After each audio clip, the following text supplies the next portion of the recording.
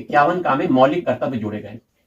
व्यक्तियों के क्या कर्तव्य हैं यह दर्शाया गया है। कुल 11 कर्तव्यों की बात की गई है। व्यक्ति के क्या 11 कर्तव्य हैं और यह जो मौलिक कर्तव्य हैं संविधान के अनुच्छेद 42वां संविधान संशोधन हुआ था, कॉन्स्टिट्यूशनल अमेंडमेंट। ये कब हुआ था? 1976 में। 1976 में तब जाके 11 मौलिक कर्तव्यों को 51 काम में जोड़ा गया है। यह स्वर्ण सिंह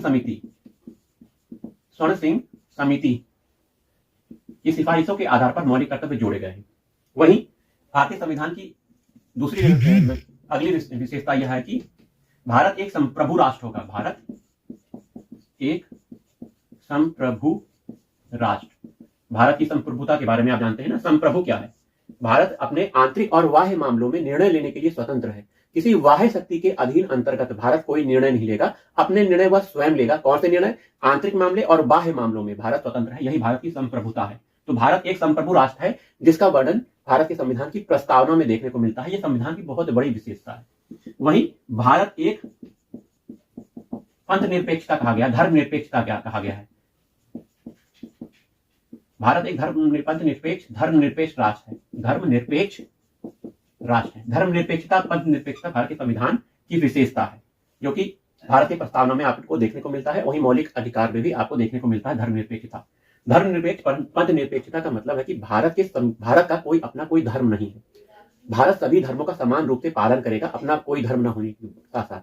मतलब वह किसी धर्म की अभिवृद्धि के लिए कार्य नहीं करेगा कि इस धर्म को बढ़ाया जाए, हिंदू धर्म को बढ़ाया जाए, मुस्लिम धर्म को बढ़ाया जाए। नहीं, वो सभी धर्मों को समान रूप से वह व्यवहार करेगा, क्योंकि भारत का कोई अपना धर्म नहीं है। यह विशेषता है, यह बात है। तो ये बात हो गई भारतीय संविधान की विशेषताओं की। वहीं भारत के संविधान की यह विशेषता है कि त्रिस्तरीय शासन व्यवस्था पाई गई है। त्रिस्तरीय शासन देखने को मिलता है। भारत ही एक लौता देश है जिसमें त्रिस्तरीय शासन व्यवस्था पाई जाती है। जैसे केंद्र की सरकार आप देख रहे हो, केंद्र सरकार। वहीं राज्यों में राज्य सरकार देख रहे हैं। वहीं राज्य के नीचे पंचायतों के स्तर पर या फिर नगर पालिका के स्तर पर भी आप सरकार को देखने को मिलते हैं। तो स्थानीय स्वशासन मतलब निचले स्तर पर भी आपको सरकार देखने मिलती है, जो कि त्रिस्तरीय शासन व्यवस्था दर्शाई गई है।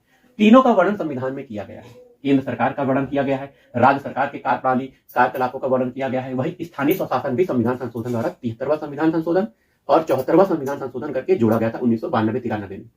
तो त्रिस्तरीय शासन व्यवस्था आपको देखने को मिलती है। वही भारतीय संविधान की बहुत बड़ी विशेषता है